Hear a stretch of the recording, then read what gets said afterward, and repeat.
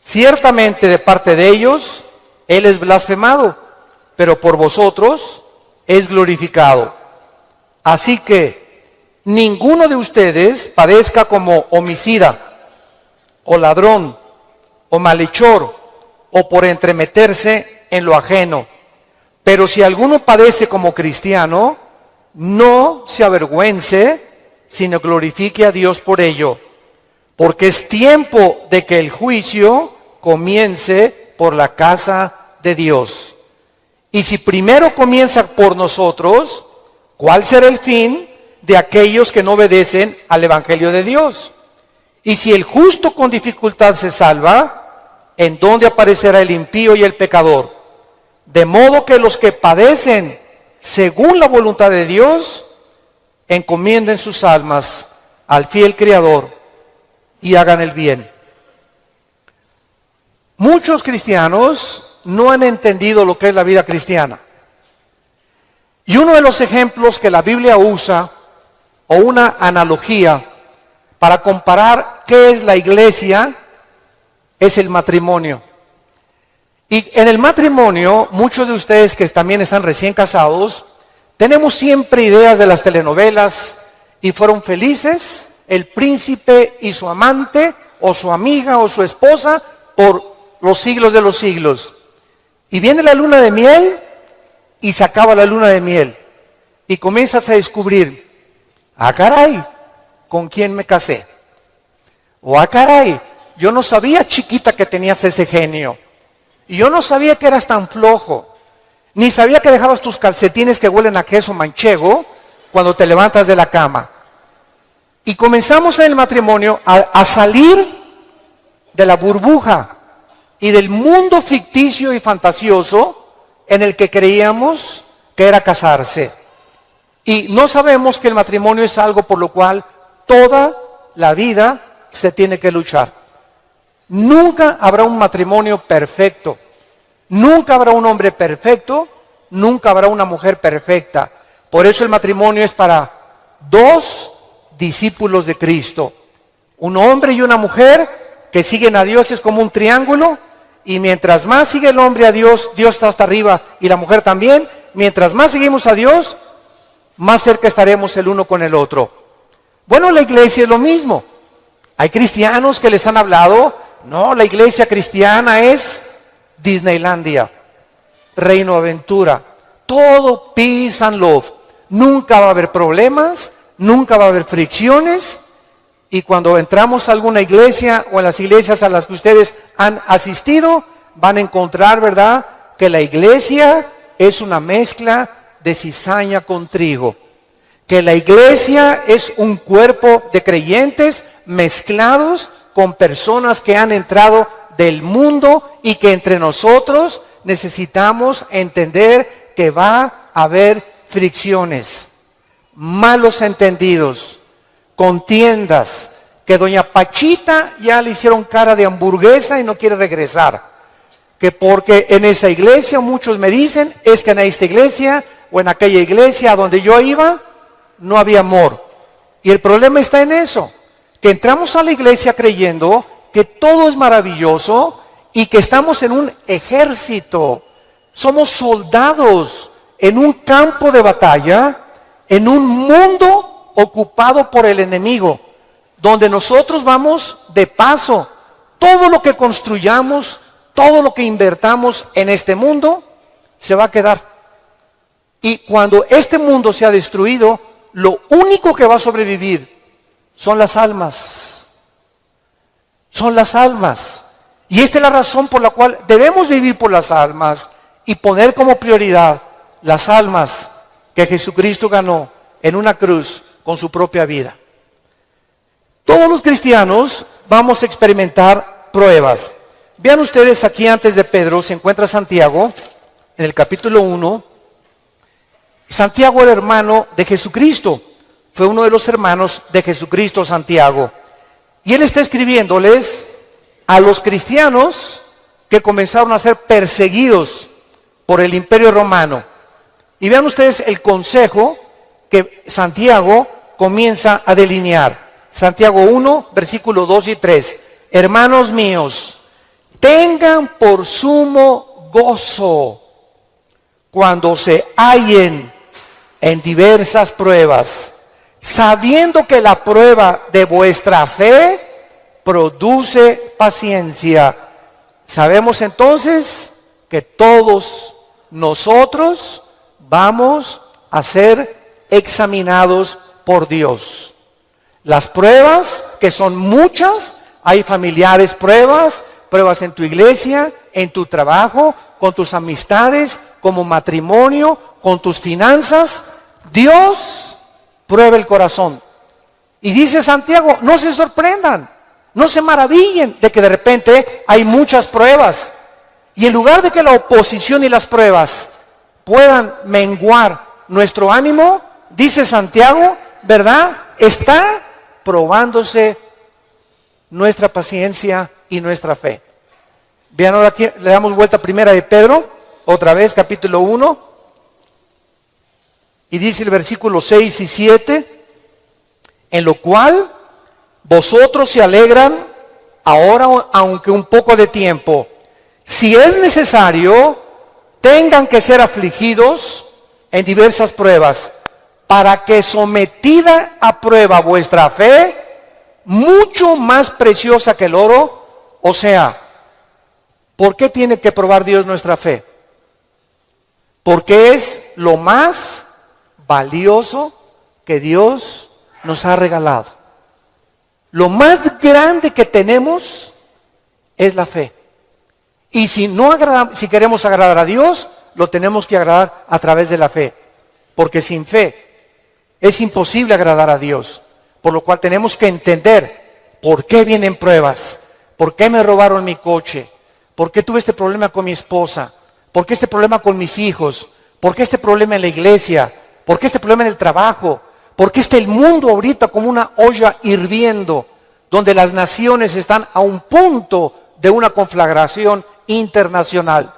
Aunque sabemos bíblicamente que si explota una guerra en Europa o en el Medio Oriente, no es todavía la tercera guerra mundial. En estos últimos meses, todas las invitaciones que he recibido han sido en radio, en televisión, con iglesias, con alianzas de pastores, para explicarles que esta guerra no es la tercera guerra mundial, que la Biblia nos habla claramente que falta mucho para la tercera guerra mundial y que este es lo que va a pavimentar el camino para el surgimiento del anticristo en el Medio Oriente. Entonces, estas pruebas, dice la Biblia, son importantes porque nuestra fe es la que tiene que ser probada. Ya sea en el trabajo, en la escuela, en el vecindario, etcétera, etcétera, estamos rodeados de personas que no les caes bien porque eres cristiano. Estás rodeado de amigos que cuando les comienzas a decir que eres cristiano, te van a comenzar a perseguir y a burlar. Porque el mundo está bajo el control del maligno y nosotros vamos de paso nada más. Somos un ejército que venimos a resistir al mal. No nos mandó Dios a terminar con el mal. Nos mandó a resistir hasta que Cristo venga. Se acabarán entonces las guerras y podremos recibir las coronas de gloria. Ahora muy bien, en esta sección se nos advierte, en la de Primera de Pedro, acerca de otra prueba. Regresamos al capítulo 4, Primera de 4, versículo 12. Y esta prueba es especial, porque le llama el Espíritu Santo fuego de prueba. ¿Qué hace el fuego? ¿Qué hace el fuego? Purifica. El fuego purifica y saca el verdadero valor. Las pruebas que nos vienen a nosotros es precisamente cuando un maestro no te hace exámenes. ¿Cómo vas a ver el maestro si tú estás calificado para pasar a la preparatoria? Forzosamente tenemos que ser examinados, ¿verdad? Con pruebas. Ahora tú te puedes preguntar, ¿qué Dios no sabe si voy a pasar o no voy a pasar la prueba? ¿Para qué nos hace pruebas Dios? Los maestros, yo entiendo que es para saber el coeficiente intelectual o la intelectualidad o el conocimiento que tienen los alumnos. Pero Dios, ¿por qué nos prueba? ¿Cuál es la respuesta? Dios sabe lo que hay en tu corazón. pero Él quiere que nosotros sepamos lo que hay en nuestro corazón. Que descubramos a través de las pruebas cuánta maldad hay dentro de nosotros.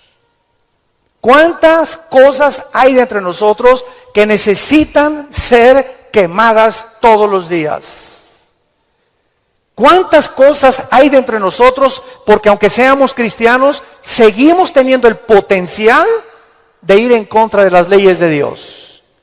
Por eso dice en Gálatas 5, las obras de la carne son esto y esto y esto: fornicación, adulterio, borracheras, drogadicto, hechicerías, ocultismo, etcétera, etcétera. Un cristiano puede caer en las cosas que él practicaba antes de que fuera cristiano, si el cristiano abandona a Dios.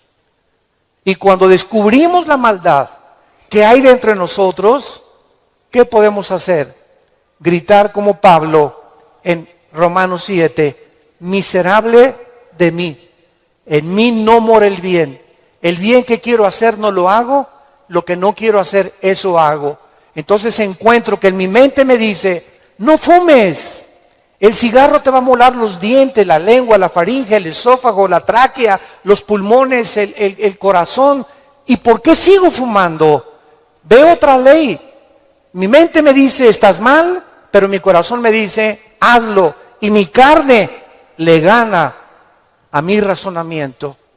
Entonces Pablo dice, miserable de mí, y dichosos los que han descubierto esto. Oh Dios mío, ¿por qué volví otra vez a prender el canal de la pornografía? Yo no quería ver esa pornografía. ¿Por qué caí ayer con mis amigos y me emborraché la semana pasada? Soy cristiano, ¿por qué lo hice? ¿Por qué le grité a mi esposa como le debía haber gritado, no debía haberle gritado? ¿Por qué lo hice? Y qué mal nos sentimos cuando comenzamos a descubrir esa maldad. Y qué buen síntoma es que digas, ¿por qué lo hice? Eso muestra que tenemos al Espíritu Santo, que nos está redarguyendo, que nos está diciendo, esto que hiciste está mal.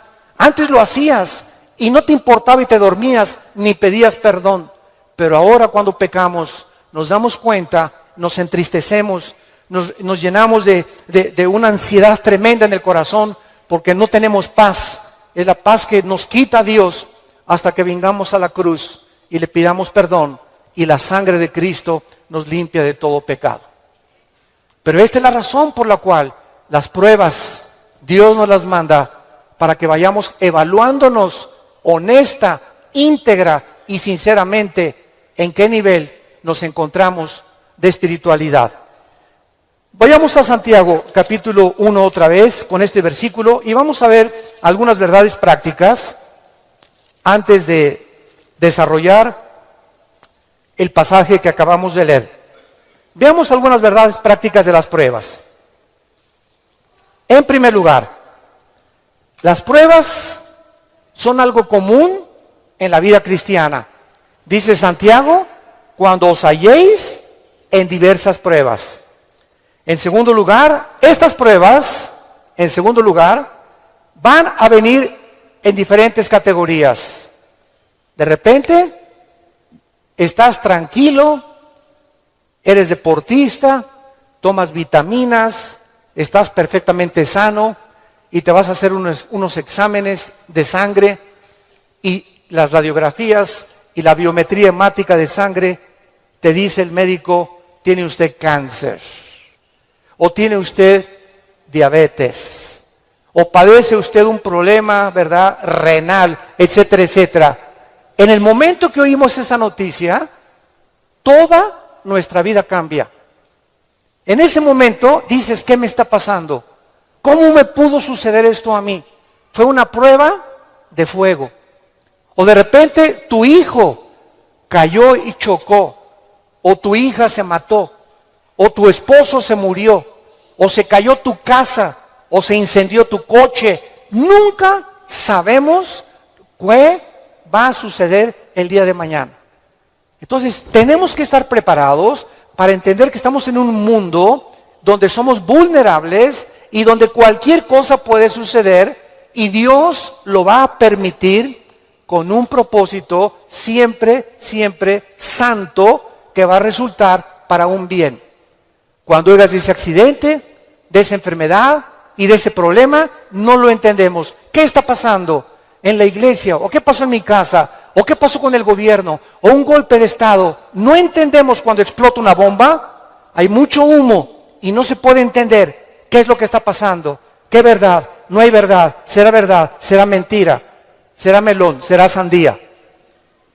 Y no es hasta que el humo se va, pasan una semana o 2 semanas, cuando comienzas a ver y a entender. Si tú en esa prueba, escúchame muy bien, durante esa prueba que estás atravesando, no te sueltas, pase lo que pase en tu vida. Si tú no te sueltas de Cristo, no te imaginas cómo Dios te va a bendecir, te va a fortalecer y vas a madurar espiritualmente como no te imaginas. ¿Qué se probó cuando te dijeron que estabas enfermo? ¿Qué se probó cuando oíste que te robaron tu coche? ¿Qué se está probando cuando perdiste el trabajo? Se está probando nuestra fe. ¿Cuánto confiamos en Dios? Cuando se va tu esposa o te abandona su esposo, ¿qué vas a hacer? ¿Te vas a recurrir a las drogas? ¿Te vas a emborrachar? ¿Vas a renegar contra Dios? ¿Para eso soy cristiano? ¿Me quitaron mi trabajo? ¿Por qué si yo diezmo regularmente me quitan mi coche? Dios, yo no lo entiendo. ¿Y por qué me corren de mi trabajo si sabes que tengo que mantener a mi familia? Dios está buscando que nosotros veamos nuestra reacción, porque nuestra reacción determina el nivel espiritual que tenemos de fe. Y es precisamente en esas pruebas, en esas reacciones, donde Dios sabe cómo vas a reaccionar. Vamos rápidamente a Génesis capítulo 22. En el Antiguo Testamento, y veamos la prueba de fuego que pasó a Abraham.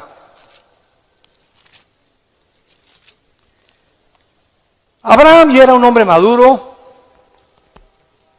ya tenía el hijo de la promesa, Isaac.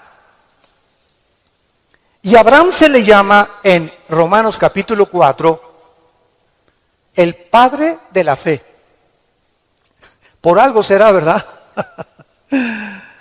Por algo será, porque son las pruebas de fuego las que nos gradúan en el ejército de Dios. Las pruebas, no las muchas pruebas, nos van preparando, pero hay una prueba de fuego que es nuestra graduación. Cuando ya Dios se da cuenta que no importa lo que pase en tu vida, nunca te soltarás de Él. Nunca blasfemarás de su nombre, nunca te llenarás de rencor ni de amargura contra nadie. Hayan hecho lo que te hayan hecho o lo que nos hayan hecho, el veneno más grande que nos impide graduarnos es la amargura. Es el veneno más grande de la vida cristiana. Bueno, aquí se encuentra Abraham, capítulo 22 del Génesis, y dice, aconteció después de estas cosas, o sea, estas cosas son todas las pruebas que Abraham había atravesado, que probó Dios a Abraham. Abraham podría decir, ¿otra? Oye, ¿otra, Señor? ¿Es juego? O sea, ¿otra prueba? Pero Adán, quiero decirte una cosa, Abraham, esta prueba, ¿verdad? No te imaginas, va a ser la bendición más grande para tu vida y para 1000 generaciones después. A los que les interese la palabra prueba en el hebreo, es la palabra nasá, con H al final. Cuando dice probó, es la palabra nasá. Escuchen lo que significa probar en el hebreo. Manifestar el corazón por medio de la presión. No es hasta que la presión viene a nuestras vidas que se sabe lo que tenemos escondido en el corazón. ¿No es cierto? No es bajo la presión donde se prueba el carácter de los hombres. Bajo la presión. Dice la Biblia, esto es lo que Dios quería hacer. Poner presión en Abraham para darnos un ejemplo a nosotros de cómo reaccionar. ¿Y cuál fue la prueba de fuego que Dios le puso a Abraham? Dame a tu hijo Isaac. Versículo 2. Señor, no te oí bien. Creo que me está fallando el oído. ¿Qué dijiste? Que me des a tu hijo. Señor, ¿estás bien? ¿No necesitas un mejoral? ¿Me estás hablando? ¿Eres tú? ¿No será un demonio el que me estará hablando? Señor, tú me dijiste que este hijo era el hijo de la promesa, no era Ismael. Tú me prometiste que era Isaac y la semilla de Isaac, el esperma de Isaac, la descendencia de Isaac, donde el Mesías, el Salvador que has prometido, iba a venir. ¿Cómo me lo pides? ¿Y cuál es la respuesta de Isaías 55, 8 y 9?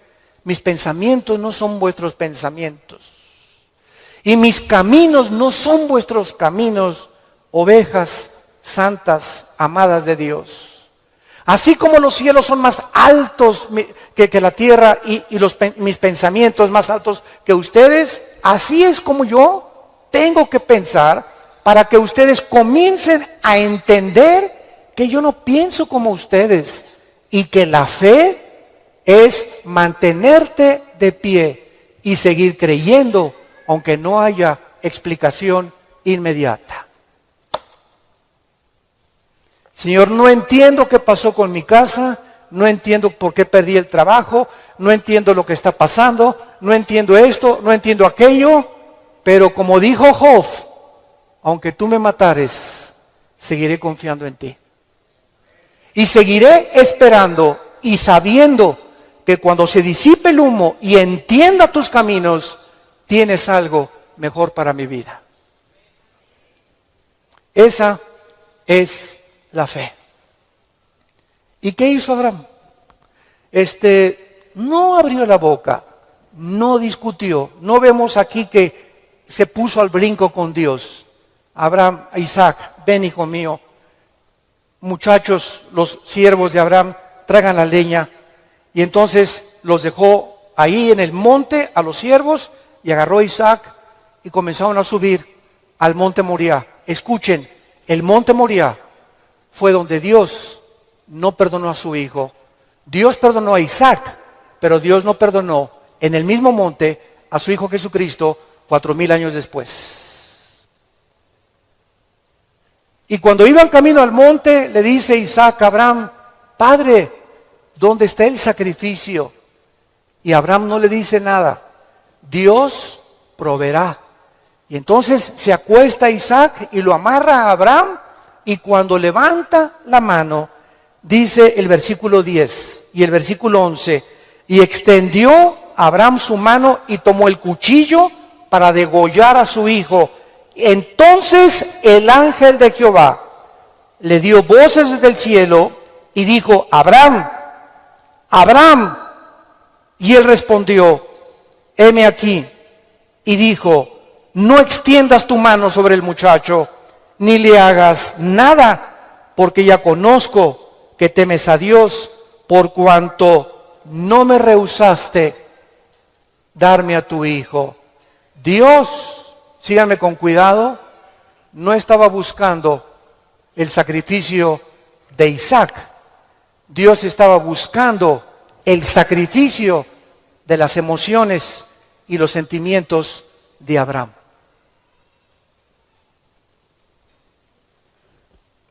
Abraham tenía que pasar la prueba de morir a sus emociones y a sus sentimientos y amar a Dios con todas sus fuerzas y con todo su corazón, escúchenme, más que a su hijo.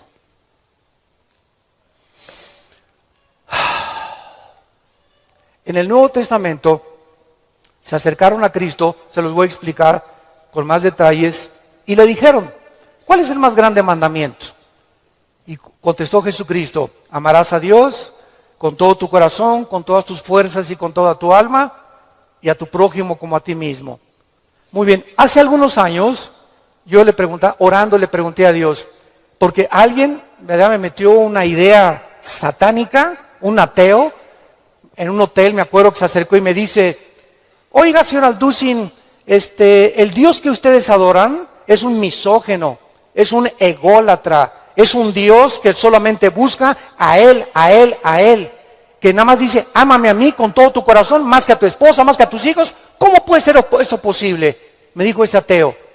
¿Cómo puede usted reconciliar a un Dios que nos diga que lo amemos más a Él que a la propia familia? Y entonces me fui muy confundido. Me comenzó a dar vuelta, porque en ese momento me quedé así, ¿verdad? Le dije, ¿sabe una cosa? Voy a orar y le prometo que voy a buscar una respuesta de Dios. Nadie me había hecho nunca ese ataque a mi fe. Entonces pasó como unas 2 semanas, me puse a orar, ayuné como 2 días buscando esta respuesta y fue tan clara de parte de Dios. Y el Señor me mostró en la Biblia lo siguiente. Mira, hijo, me dice Dios, cuando yo les pido a ustedes, ámenme con todo mi corazón y con toda mi mente, ¿saben por qué se los pido? Porque tu mamá, tu esposa y tus hijos y tu perro Fido y tu cotorro y lo que más amas en tu vida y tu jarrón chino y la casa que tienes y que la amas, todo lo vas a perder y al final de tu vida te vas a quedar solo. Todos nos quedamos solos al final de la vida. Los hijos se tienen que ir, si no se casan, se mueren, la esposa tiene que morir, él tiene que morir, escúchame muy bien. Y si tú tenías todos tus afectos en tu hijo que se fue, o en tu esposo que se fue, o en tu perro que te quitaron, cuando se vaya tu hijo, cuando te quiten a tu esposo, cuando te abandone tu mujer, te vas a hundir porque no tendrás las fuerzas de seguir viviendo. Pero cuando amas a Dios con todo tu corazón y con toda tu alma y pierdes algo por acá, y pierdes algo por acá, y pierdes esto y por acá, ese amor que tú le tienes a Dios es el que nos sostendrá para seguir viviendo con Él, con las fuerzas de seguirlo amando. Denle gloria a Dios, de verdad.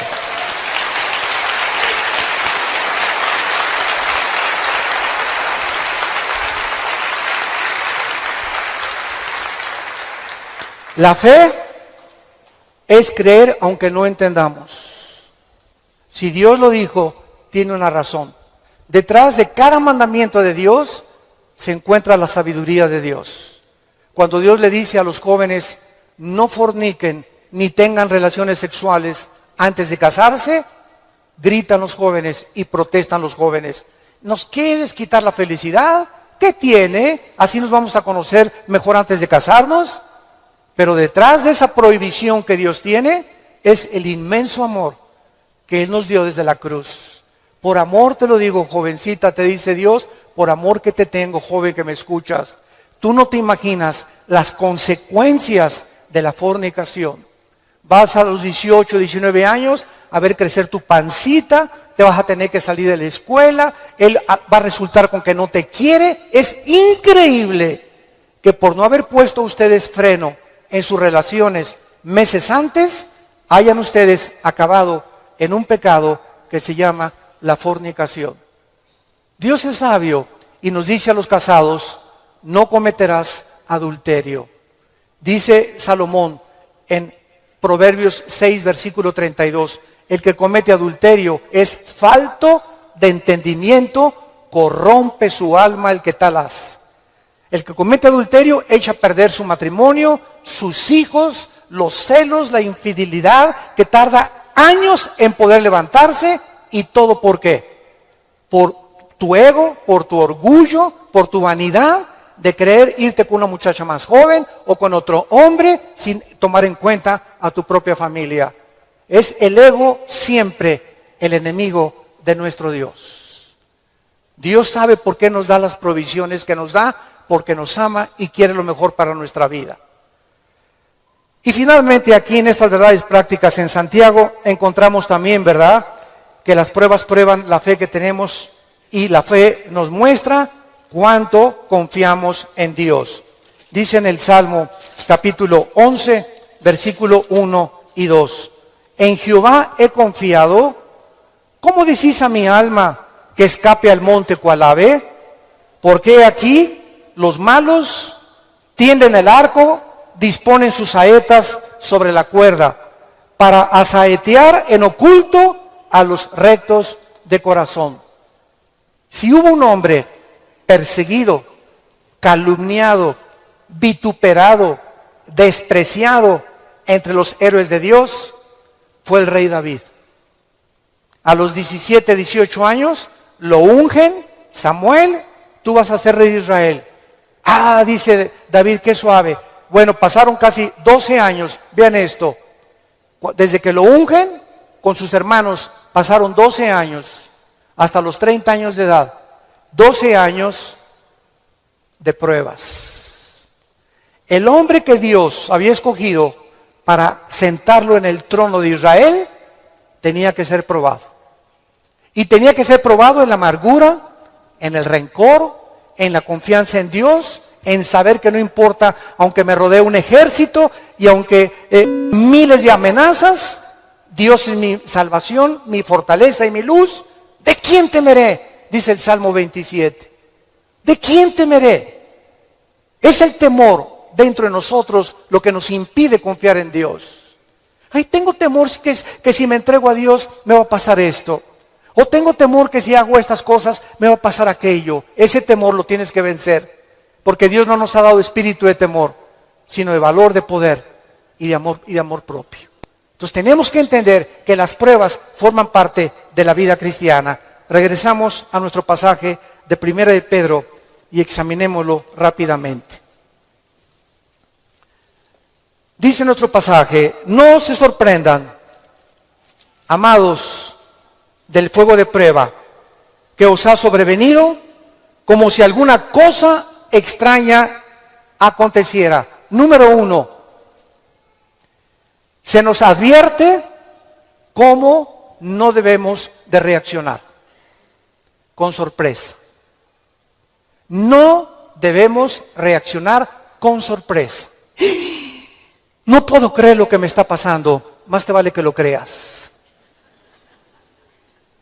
No puedo creer que mi noviecita me dijo que yo me parecía a John Travolta, hermano, y me dejó por otro y se fue. No lo puedo creer.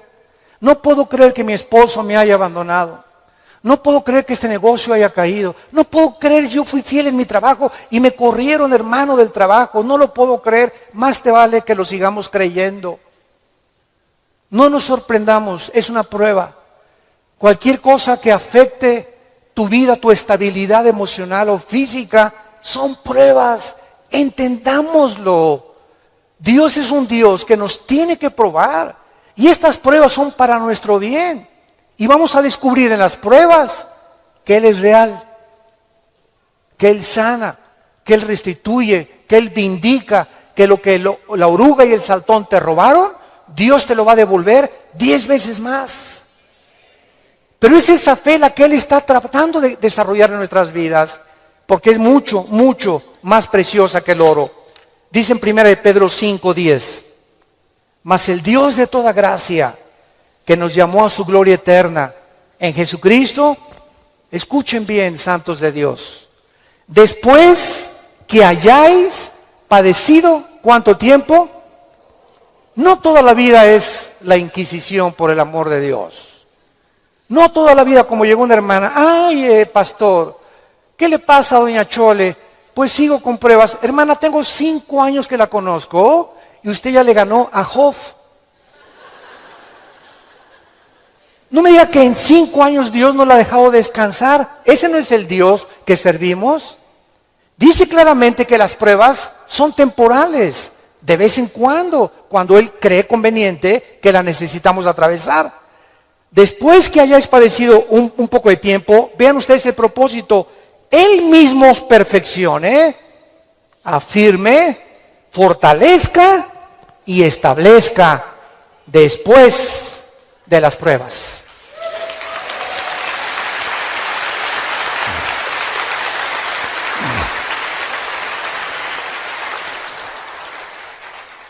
Ahora, veamos lo que tenemos que hacer. 1 de Pedro, en nuestro pasaje capítulo 4, versículo 13. Número 1, se nos manda que cuando te digan, te robaron tu coche, se fue tu esposo, se fue tu esposa, te pasó esto, te pasó aquello, te goces. Cualquiera diría, ¿está usted loco? ¿está usted loco? ¿Cómo voy a gozar cuando me dijeron que tengo diabetes? ¿Cómo voy a gozar cuando me robaron la cartera, el cristalazo que me... Hermano, ¿no está viendo cómo estoy? Que tengo aquí un martillo para encontrar el que me rompió el carro. Le voy a dar un martillazo en la cabeza si me lo encuentro. O mi esposo, ¿verdad? Con la cara de cocodrilo. Qué bueno que se fue el cocodrilo y que se fue, ¿verdad? Ten mucho cuidado que tu reacción sea de gozo. Y les voy a explicar lo que se encuentra detrás. Cuando Job llegaron y le dijeron, quemaron tu rancho, tus camellos, tus ovejas, tus vacas y tus hijos. Y estoy seguro, por la clase de esposa que tenía, que si ella se lo hubieran llevado, hubiera estado más contento. Entonces se la dejó a ella. Yo entiendo cada vez más a mi Señor. No por ti, mi amor, ¿eh? Mi esposa no va a creer. Y entonces la esposa llega, ¿verdad? Y le dice a Job, maldícelo, maldice a Dios. Y contesta Job y le dice a la esposa, vean la calidad moral y espiritual y de fe que tenía este hombre en Dios. ¿Qué acaso recibiremos de Dios solo lo bueno y no lo malo? Bendito sea el nombre de Dios, porque Él da y Él quita en su soberanía. Qué tremendo, ¿verdad?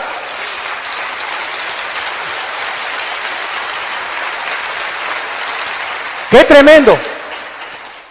Entonces, en ese momento, cuando somos asaltados por dudas y malas noticias, en otras palabras, porque son malas noticias, en ese momento tengamos mucho cuidado de no permitirle a nuestro corazón que nos gobierne la lengua, porque de la abundancia del corazón habla la boca.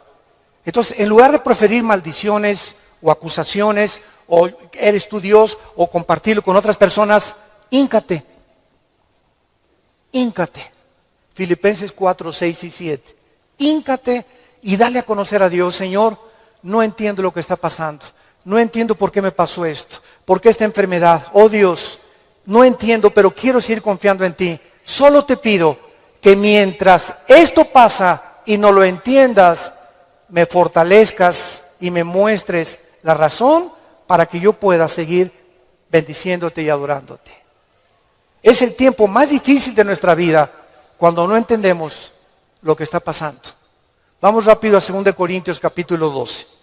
2 Corintios capítulo 12 y veamos lo que le pasó al apóstol Pablo y la forma como él reaccionó. 2 Corintios 12.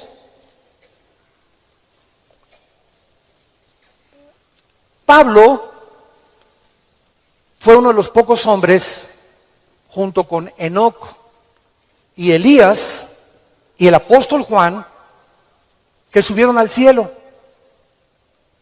En el Nuevo Testamento, Pablo y Juan fueron los dos únicos apóstoles que subieron al cielo sin morir. Fueron sacados de su cuerpo espiritualmente. Y Pablo lo llevó Dios al tercer cielo, donde habita Dios. Y cuando Pablo regresó a la tierra, su espíritu salió de su cuerpo y su espíritu volvió a entrar a su cuerpo. Pablo dice que lo que él oyó allá en el cielo y lo que él vio, no había palabras humanas para poder describirlo. Y como fue una experiencia tan impresionante, pero tan grande, que cabía la posibilidad, dada la naturaleza humana pecaminosa que aún tenemos, Dios tuvo que darle una prueba a Pablo y ponerle un aguijón en su cuerpo físico, alguna enfermedad. Y esta enfermedad no sabemos qué es. Algunos han especulado que era algún problema oftalmológico, porque dicen Gálatas, mira con cuán grandes letras les escribo. Bueno, no sabemos, ¿no? Entonces Pablo tenía algo en su cuerpo que lo atormentaba y se hincó delante de Dios y le dijo, Señor, quítame este aguijón. No, Pablo. Señor, te ruego, quítamelo. No, Pablo. Señor, te lo imploro como de corazón. Si quieres me voy a la villa y de vuelta de rodillas. Hago lo que tú quieras. Quítame este aguijón. Y Dios le contesta y le dice en el versículo 9. Y el Señor me ha dicho, bástate mi gracia. ¿Por qué? Porque mi poder, y lo traduzco en el original griego, está en presente continuo. Mi poder se está perfeccionando a través de esta dolencia física que he permitido que tú tengas. Mi poder se está perfeccionando mientras tú estás sufriendo esta enfermedad en la que estás atravesando. Y entonces Pablo, cuando entiende detrás de lo que no entendía, por qué Dios permite eso en su vida, contesta Pablo y dice, por tanto, de buena gana me gloriaré más en mis debilidades para que repose sobre mí el poder de Cristo. Muchos de ustedes lo conocen. Bueno, su esposa es mexicana, de Chihuahua. Y estuvimos ahí como una hora mi esposa y yo y nuestros 3 hijos compartiendo con ellos en una iglesia de Dallas y nos querían conocer también a nosotros, bueno, que también conocían nuestro ministerio, etcétera, etcétera. Y cuando yo me acerqué a abrazarlo, a este muchacho, ¿de dónde lo agarro? Nunca había tenido esa impresión, me quedé como paralizado, ¿qué hago, no? Y él me hacía así, bueno, pues entonces como un costal, ¿verdad? Lo agarré y lo hice así, y me dice, levántame, y le comencé a hacer así. Y entonces le pregunté y le dije, sinceramente, platicando con él, ¿por qué nos dijiste que quién era feliz? Y entonces en la reunión que él tuvo, le preguntó a la gente, ¿quién de ustedes es feliz? Y muchos que estaban, yo sí o no. Y me dice, yo les quiero contestar algo. Dios permitió que naciera sin brazos y sin piernas para que yo fuera un testimonio que la felicidad no se encuentra en estar completo, sino en tener el poder de Dios viviendo en tu vida.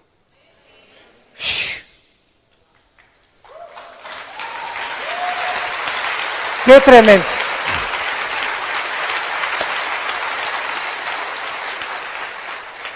Mi esposa y yo nos bañamos de lágrimas. Tenemos piernas, tenemos brazos, tenemos casa, complex, un carro, lo que sea, nuestros hijos, y estamos descontentos. Teniendo contentamiento, teniendo sustento y abrigo, estamos contentos porque estamos vivos.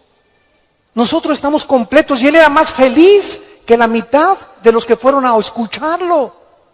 Él riéndose, y era una felicidad, ¿no es cierto, Marta? Un gozo sincero. Él no estaba fingiendo, él estaba lleno del poder de Dios. Y transmitía en sus ojos esa paz, ese contentamiento, esa aceptación. Él dijo que a los 12 años se quiso suicidar porque todavía no había aceptado a Cristo. Y se metió y dice, ¿cómo me suicido? ¿Con qué? Ni modo que agarre una pistola y le haga así, ¿verdad? Se metió a la tina del baño y con la boca abrió la llave y se quería morir ahogado. Y cuando estaba el agua subiendo, muchos de ustedes que ya no oído su testimonio, yo lo traigo grabado en mi iPhone, dice que en ese momento dijo, si yo me quito la vida, nunca podré compensarles a mis padres y los haré culpables a mis padres, porque siempre se lamentarán porque yo nací así, y si hay un Dios, nunca conoceré el propósito por el cual permitió que yo naciera sin brazos y sin piernas. Y apagó la llave y le dijo, yo no entiendo, al año se convierte a Jesucristo. Y ha ganado millones de almas. Dios dicen que hay uno entre 15 o 20 millones de seres humanos que nacen así. A este muchacho Dios lo escogió Dios para dar un mensaje al mundo. La felicidad no está en el dinero, ni en tener salud, ni en tener casa, ni en tener vehículos, sino si tú tienes a Jesucristo y la paz de Él que sobrepasa todo entendimiento.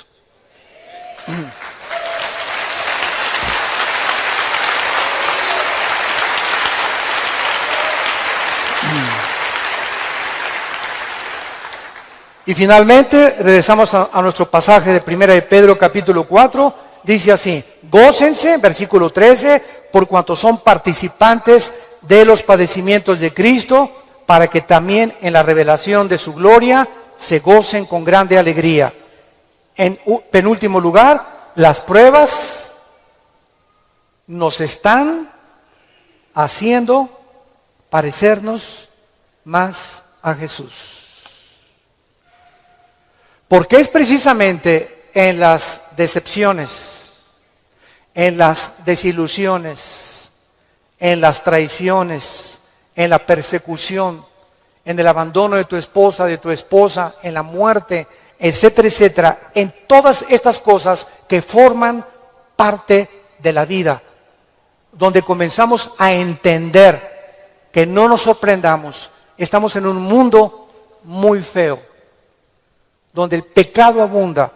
Este grupo de ISIS en el Medio Oriente ya no son seres humanos, son zombies, son monstruos, seres humanos deshumanizados completamente, sin ningún sentimiento, sin ninguna emoción, sin ningún corazón, ninguna conciencia. A los niños ahora los enseñan a ellos que a las víctimas les corten la cabeza y jueguen fútbol con las cabezas para desensibilizarlos y deshumanizarlos a los 8 años de edad. ¿Sorprende? No nos sorprende, porque la Biblia dice, según de Timoteo 3, vendrán tiempos feroces, peligrosos, hombres amadores de sí mismos, donde no les importará absolutamente nada más que su ego y su propia vanidad, y el imperio y el espíritu de control. Todo espíritu que quiera controlar y dominar a los demás es un espíritu de brujería. ¿Se acuerdan a Cristo antes de morir? Que llegan los hijos de Zebedeo con la mamá. Oye, cuando vengas, quiero que mi hijo Pancho y Pancholín se sienten junto a ti. A este nómbralo ministro de Hacienda y procurador de la República. Y entonces Cristo, viendo que sus discípulos estaban a punto de morir crucificados, estaban buscando posiciones de liderazgo y de control y de autoridad.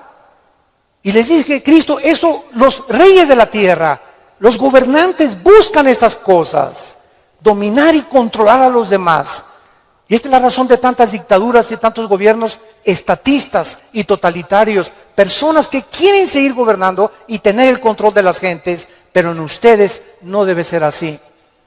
Y Cristo nos da el secreto: el que quiera ser grande de todos nosotros, lávele los pies a los demás. Sea siervo de los demás. No busques grandezas para ti, busca servir. Porque el más grande entre nosotros siempre será el que siga las pisadas de su maestro. Gracias por tu palabra, Señor, en esta mañana. Gracias, Señor, porque si somos vituperados en el nombre de Cristo, somos bienaventurados. Oh ladrón, o que las pruebas que tengamos sea por nuestros pecados. Pero si padecemos como cristianos, no nos avergoncemos. Glorifiquemos a Dios por ello. Encomendemos toda nuestra causa a Dios, porque Él es soberano. Nunca nos dejará y nunca nos desamparará. Bendecimos, Padre, a todos nuestros enemigos. Bendecimos a los que nos calumnian y contienden contra nosotros. Te damos las gracias por estas pruebas, porque está probando lo que hay en nuestro corazón. Si no perdonamos 70 veces 7, no hemos crecido en la gracia y el conocimiento de Jesucristo.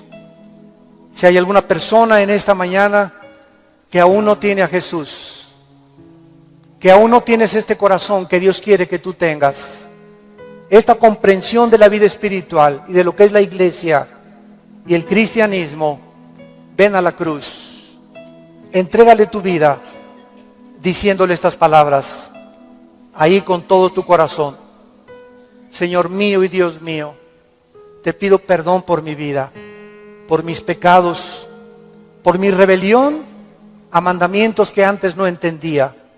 Ahora sé que tus pensamientos son inmensamente mucho más grandes que la forma como yo creo que tú debes de ser. Tú me creaste y me hiciste nacer con un propósito en la vida. Gracias por la salud que tengo en este momento, por el matrimonio que tengo, por los hijos que nos has dado, por el fruto que traigo en mi vientre, por la casa que tenemos, por todo lo que nos rodea, por el agua, por la luz, las montañas, los cambios de clima. Te bendigo, Señor, haberme puesto en este planeta donde te puedo conocer.